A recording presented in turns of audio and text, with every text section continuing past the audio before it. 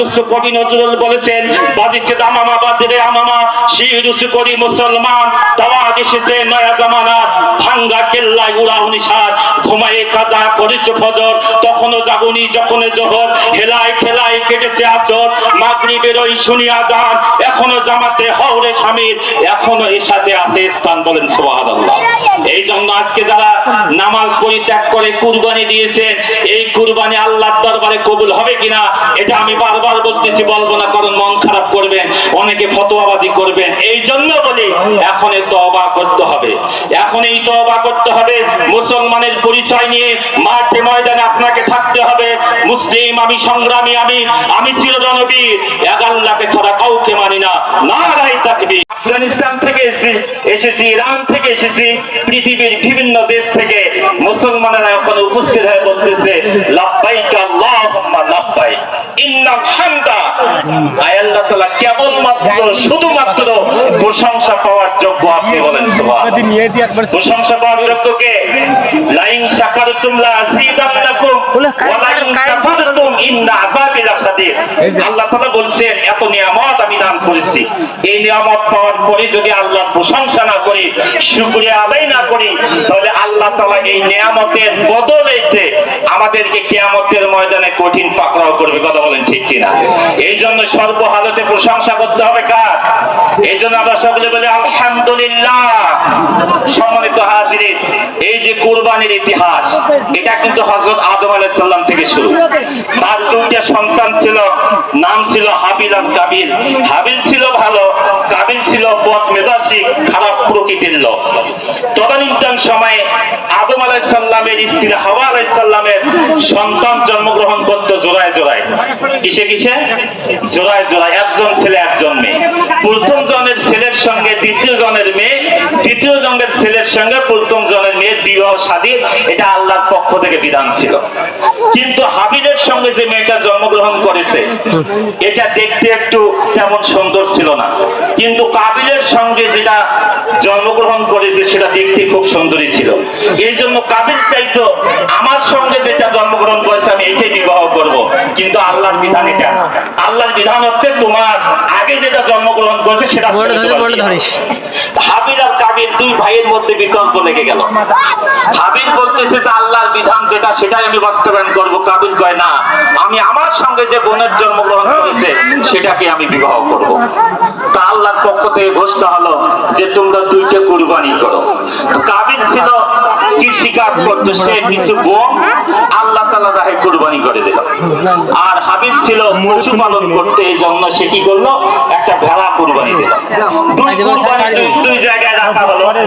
তদানীন্তন সময়ের বিধান ছিল যার কুরবানি আল্লাহর দরবারে কবুল হবে, আসমান হতে একটা আগুন নিশ্চয় কুরবানিটাকে করে দিত। যে কুরবানি পড়ে যেত ওই কুরবানি কবুল হয়েছে এটা বোঝা যায়। তা হাবিলের কুরবানি যখন পড়ে গেল, তখন বুঝতে পারলো যে হাবিলের কুরবানি কবুল হয়েছে, তার মানে হাবিল সঠিক পথে আছে। কাবিলের মেজাজ গরম। কাবিল বলল আমি তোমাকে হত্যা করব। এক পর্যায়ে হত্যা করার জন্য গেল। হাবিল এবার বলতেছে আল্লাহ তাআলা বলছে ইন্নামা ইয়াতাকাব্বালাল্লাহু মিনাল মুত্তাকিন। আরে আল্লাহ তো কেবল মুত্তাকিদের কুরবানি কবুল করে। বলেন সুবহানাল্লাহ। তো তুমি আমাকে হত্যা করে তো লাভ নাই, আল্লাহ তো মুত্তাকির কুরবানি কবুল করেছে। সবচেয়ে মজার বিষয় একটা, ঈদুল আযহা এই জায়গায়ও কিন্তু তাকওয়ার উপরে কুরবানি নিতে হয়। ঈদুল ফিতর ওটাও কিন্তু লাআল্লাকুম তাত্তাকুন। এই যে আমিন ভাইয়ের ছেলে বলছিল লাআল্লাকুম তাত্তাকুন, সময় কম পাওয়ার কারণে বলতে পারে না, হয়তো বলতো। তো ঈদুল ফিতরও হচ্ছে লাআল্লাকুম তাত্তাকুন, আর ঈদুল আযহাও হচ্ছে আপনার তাকওয়া। লা ইয়ানালুল্লাহু লুহুমুহা ওয়ালা দিমাউহা ওয়ালাকিন ইয়ানালুহুত তাকওয়া মিনকুম। আল্লাহ বলতেছেন তোমাদের কুরবানি রক্ত গোশত মাংস কোনোটাই আমার দরবারে আসে না, কেবলমাত্র তোমাদের তাকওয়াটা আমার দরবারে আসে। বলেন সুবহানাল্লাহ। সম্মানিত হাজিরিন, লম্বা ঘটনা আমাদের আব্দুল গনি হুজুর তেলাওয়াত করেছেন ওয়াইজ ক্বালা ইব্রাহিমু লিআবিহি আযর। হযরত ইব্রাহিমের পিতার নাম ছিল আযর, এটা কোরআনের শব্দ থেকে পাওয়া যায়। হযরত ইব্রাহিম তার পিতাকে বলল আতাত্তাখিযু আসনামান আলিহাতান, হে আমার পিতা তোমরা এই মূর্তিগুলোকে বানাইয়া তোমরা যে এই যে এগুলোর যে ইবাদত করো, এগুলো তো তোমাদের ইবাদত পাওয়ার যোগ্য না।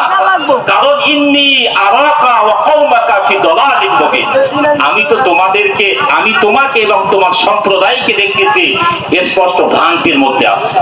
সম্মানিত হাজির, হযরত ইব্রাহিম আলাইহিস সালাম তার পিতার সঙ্গে তদানীন্তন সময়ের শাসক ব্যবস্থার সঙ্গে তখন থেকে বিরোধ শুরু হয়ে গেল। এরপরে হযরত ইব্রাহিম আলাইহিস সালাম আসমানের দিকে তাকালেন, তারকাকে রব মনে করলেন, তারকা ডুবে গেল আর বলল লা উহিব্বুল আফিলিন, যেটা ডুবে যায় ওটাকে আমি ভালোবাসি না। এরপরে রাত্রি বেলায় যখন সূর্য উদিত হলো বলল হাজা রব্বি, এটাই আমার রব। যখন এটা ডুবে গেল সে বলল যে ডুবন্ত জিনিসকে আমি ভালোবাসি না। এরপরে যখন দিনের বেলায় সূর্য উদিত হলো তিনি বললেন হাজা রব্বি, এটাই আমার রব, কারণ হাজা আকবার, এটা সবচেয়ে বড়, সবচেয়ে বেশি আলো দেয়, এটাই মনে হয় আমার রব। এটাও যখন ডুবে গেল, অন্ধকার যখন চলে আসলো, তখন আর সূর্য নাই।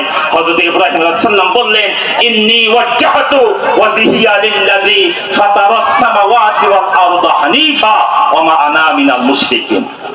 ইব্রাহিম আলাইহিস সালাম বললেন যে আমি ওই আসমান এবং জমিনের সমস্ত প্রকার দৃষ্টি থেকে মুখ ফিরায়ে একমাত্র আমি আল্লাহর দিকে মুখ ফিরাই নিলাম। বলেন সুবহানাল্লাহ। এরপরে ইব্রাহিম আলাইহিস সালামের উপরে অকথ্য নির্যাতন নিপীড়ন করানো হলো, এরপর অগ্নিকুণ্ডে নিক্ষেপ করা হলো। সেখান থেকে আল্লাহ তাআলা আয়াত নাযিল করলেন কুলিয়া নারু কুনি বারদাও ওয়া সালামান আলা ইব্রাহিম, হে আগুন ইব্রাহিমের জন্য তুমি ঠান্ডা হয়ে যাও। আল্লাহ তাআলার ঘোষণা অনুযায়ী কুন ফায়াকুন, ওই যে বলেছে যে বলার সঙ্গে সঙ্গে আগুন ঠান্ডা হয়ে গেল। বারদুন মানে হচ্ছে ঠান্ডা আর হারদুন মানে হচ্ছে গরম। আল্লাহ তাআলা এই বারদুনের সঙ্গে সালামান লাগাই দিলেন, তার মানে এই ঠান্ডা যেন আরামদায়ক হয়, এয়ার কন্ডিশন হয়। বলেন সুবহানাল্লাহ। হযরত ইব্রাহিম ইসলাম বেঁচে গেলেন। এরপর ক্রমান্বয়ে 1 2 3 এইভাবে 86 বছর বয়সে যখন উপনীত হলেন, তিনি আল্লাহ তাআলার কাছে ফরিয়াদ করলেন রব্বুল আলামিন, আমি আপনার খলিল, আমার কোনো সন্তান নাই, আপনার কাছে ফরিয়াদ করতেছি রব্বি হাবলি মিনাস সালিহিন ফাবাশশারনাহু বিগুলামিন হালিম। আল্লাহ তাআলাকে বললেন আল্লাহ আমাকে একটা পুত্র সন্তান দেন, আমাকে একটা সন্তান দেন। আল্লাহ তাআলা বললেন ফাবাশশারনাহু বিগুলামিন হালিম, আমি ইব্রাহিমকে সেদিন একটা নেককার কলিজা শীতলকারী সন্তান উপহার দিয়েছিলাম। বলেন সুবহানাল্লাহ। সম্মানিত হাজিরিন, হযরত ইব্রাহিম আলাইহিস সালাম সন্তান চেয়ে নিয়েছে। এই কারণে ইব্রাহিম যা বলেছে, ইব্রাহিম বলেছে সন্তান স্বপ্নে দেখলাম আমি তোমাকে কুরবানি করতেছি, এই জন্য সন্তান বলছে বাবা আল্লাহর পক্ষ থেকে যা আপনি আদিষ্টিত হয়েছেন সেটাই পালন করুন, আপনি আমাকে ধৈর্যশীলদের মধ্যে পাবেন। বলেন সুবহানাল্লাহ।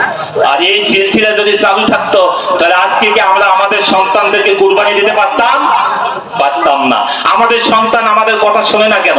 আমরা তো দোয়া করে সন্তান চাই নাই, আমরা প্রকৃতিগতভাবে বিবাহ করেছি, সন্তান হয়েছে, এই কারণে সন্তান আমাদের কথা মানে না।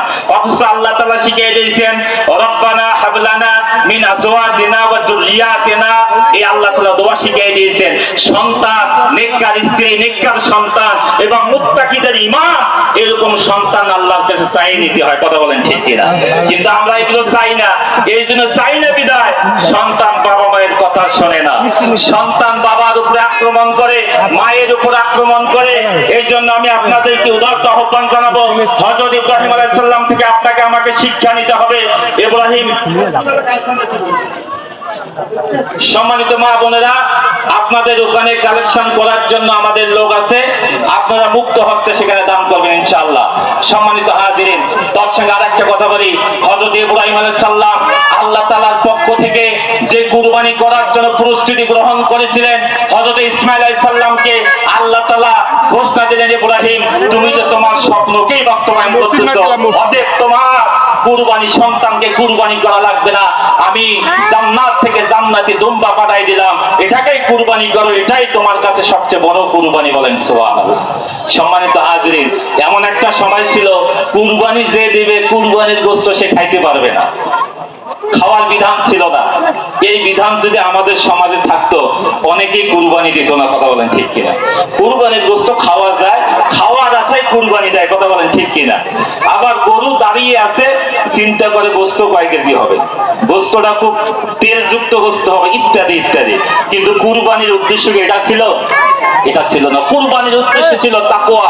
এই জন্য আল্লাহ তাআলা বলছেন ফাসাল্লি লিরাব্বিকা ওয়ানহার, আগে নামাজ, তারপর কি কুরবানি আল্লাহ তাআলা অন্য জায়গায় বললেন কুলিন্না সলাতি ওয়া নুসুকি ওয়া মাহইয়ায়া ওয়া মামাতি লিল্লাহি রাব্বিল আলামিন। আল্লাহ তাআলা বললেন নিশ্চয় আমার জীবন, আমার মরণ, আমার নামাজ, আমার কুরবানি একমাত্র আল্লাহ তাআলার জন্য। তার মানে আগে জীবন, মরণ, নামাজ, তারপর হচ্ছে কুরবানি। যারা নামাজ পড়েন নাই তাদের কুরবানি হবে না এ কথা আমি বলবো না, কিন্তু আল্লাহর ঘোষণা অনুযায়ী আগে নামাজ তারপর কি কুরবানি। এখন যারা কুরবানি কিনে ফেলেছেন, এখন আপনাদের উচিত হবে এই ময়দানে তওবা করা, আল্লাহ কুরবানিকে যেন তোমার দরবারে কবুল হয়। আমি নিয়ত করলাম নামাজ পড়বো, কথা বলেন ঠিক কিনা? যারা সুদের টাকা দিয়ে কুরবানি দিয়েছেন, কুরবানি আল্লাহর দরবারে কবুল হবে? ঘুষের টাকা দিয়ে কুরবানি আল্লাহর দরবারে কবুল? ইতিমের টাকা মেরে খেয়ে যারা কুরবানি দেবেন আল্লাহর দরবারে কবুল হবে না। ফুফুর টাকা মেরে খেয়েছেন, ভাতিজির টাকা মেরে খেয়েছেন, ভাতিজার টাকা মেরে খেয়েছেন, যারা ইতিমের সম্পদ মেরে খেয়ে বড় বড় সম্পদশালী হয়েছেন, তাদের কুরবানি আল্লাহর দরবারে কবুল হবে না। নামাজ পড়েন নাই কুরবানি হবে না এই কথা বলবো না, কারণ তওবা করার সুযোগ আছে যেহেতু এখনো কুরবানি করেন নাই। সম্মানিত হাজির, আল্লাহ তাআলা বলছে ইয়া আইয়ুহাল্লাযীনা আমানু তুবু ইলাল্লাহি তাওবাতান নাসুহা। হে ঈমানদারগণ, তোমরা তওবা করো, একনিষ্ঠ তওবা করো। যদি ভুল করেই থাকো তাহলে তওবা করো, আমি আল্লাহ তাআলা তোমার তওবা কবুল করব, বলেন সুবহানাল্লাহ। সম্মানিত হাজিরিন, এই জন্য আমি আপনাদেরকে উদারতভাবে আহ্বান জানাবো, হযরত ইব্রাহিম আলাইহিস সালাম থেকে শিক্ষা নিয়ে আগামী দিনে আমাদের সর্বোচ্চটুকু ইসলামের জন্য, কোরআনের জন্য, আল্লাহর দ্বীনের জন্য, আল্লাহর দ্বীনকে বাস্তবায়ন করার জন্য আমরা বেরিয়ে দেব তো ইনশাআল্লাহ। সকলে বলেন ইনশাআল্লাহ। আরেকটা কথা না বললেই নয়, দেশের বর্তমান যে শাসন ব্যবস্থা চলতেছে, রামিসার মতো 9 বছরের মেয়েকে ধর্ষণ করে তার কল্লাটাকে দেহ থেকে আলাদা করে দেওয়া হয়েছে, কথা বলেন ঠিক কিনা? আসিয়ার মতো একটা ছোট্ট মেয়েকে ধর্ষণ করা হয়েছে। সম্মানিত হাজিরিন, এই যে আমাদের চরিত্র, আমাদের আখলাক আসমান থেকে ফেরেশতা নাজিল হয়ে পরিবর্তন হবে না। আমাদের চরিত্র, আমাদের আখলাককে নিজেকেই পরিবর্তন করতে হবে, তবেই না আমরা আল্লাহ তাআলার দরবারে নাজাত পাবো, কথা বলেন ঠিক কিনা? এই জন্য আল্লাহ তাআলা বলেছেন ওয়ামান আরাদা আন যিকরি ফাইন্না লাহু মাঈশাতান দানকা ওয়া নাহশুরুহু ইয়াওমাল কিয়ামাতি আমা। সম্মানিত উপস্থিতি, আল্লাহ তাআলা বলেছেন দুনিয়ার জীবনে যারা আমার জিকিরকে ভুলিয়ে যাবে, আমার নির্দেশ আদেশগুলোকে ভুলিয়ে যাবে, আমি কিয়ামতের ময়দানে তাদেরকে অন্ধ করে তুলবো। তারা বলবে ক্বালা রাব্বি লিমা হাশারতানি, আয় আল্লাহ তাআলা আজকে কেন আমাদেরকে অন্ধ করে তুলানো হলো? ওয়া কুনতু বাসীরা, অথচ দুনিয়ার জীবনে আমাদের চক্ষু ছিল, কিয়ামতের ময়দানে কেন আমাদের চক্ষু নাই? তখন আল্লাহ তাআলা বলবে ও গোলাম ও বান্দা, দুনিয়ার জীবনে চক্ষু থাকার পরেও আমার বিধানকে তোমরা ভুলে গিয়েছিল, অন্যায় প্রতিবাদ করো নাই। আসিয়াকে যখন হত্যা করা হয়েছে প্রতিবাদ করো নাই, তারপর রামিসাকে হত্যা করা হয়েছে দর্শন করে প্রতিবাদ করো নাই। উসমান হাদির মতো ভারত বিরোধী একজন বিপ্লবী চেতনার মুসলমানকে হত্যা করা হয়েছে, প্রতিবাদ করো নাই। ভারতে গরু জবাই করা নিষিদ্ধ করা হয়েছে, প্রতিবাদ করো নাই। আজকে আমরা এই মুসলমানিত্ব নিয়ে আল্লাহর দরবারে নাজাত পাবো না, কথা বলেন ঠিক কিনা? আজকে পার্শ্ববর্তী দেশ ভারতে যখন গরু জবাই করার উপরে নিষিদ্ধ করা হয়, প্রকাশ্যে আযান দেওয়া নিষিদ্ধ করা হয়, অথচ কবি নজরুল বলেছেন বাজিছে দামামা বাজরে আমামা, শির উঁচু করি মুসলমান, দাওয়াত এসেছে নয়া জামানা, ভাঙ্গা কেল্লায় উড়াও নিশাদ, ঘুমায়ে কাজা করেছ ফজর, তখনও জাগুনি যখন জোহর, হেলায় খেলায় কেটেছে আচর, মাগরিবের ওই শুনি আযান, এখনো জামাতে হওরে শামিল, এখনো এর সাথে আছে স্থান, বলেন সুবহানাল্লাহ। এই জন্য আজকে যারা নামাজ পরিত্যাগ করে কুরবানি দিয়েছেন, এই কুরবানি আল্লাহর দরবারে কবুল হবে কিনা এটা আমি বারবার বলতেছি, বলবো না, কারণ মন খারাপ করবেন, অনেকে ফতোয়াবাজি করবেন। এই জন্য বলি এখন তওবা করতে হবে, এখন এই তওবা করতে হবে। মুসলমানের পরিচয় নিয়ে মাঠে ময়দানে আপনাকে থাকতে হবে। মুসলিম আমি, সংগ্রামী আমি চিরজনবীর, এক আল্লাহকে ছাড়া কাউকে মানি না। নারায়ে তাকবীর, আল্লাহু আকবার, আল্লাহু আকবার।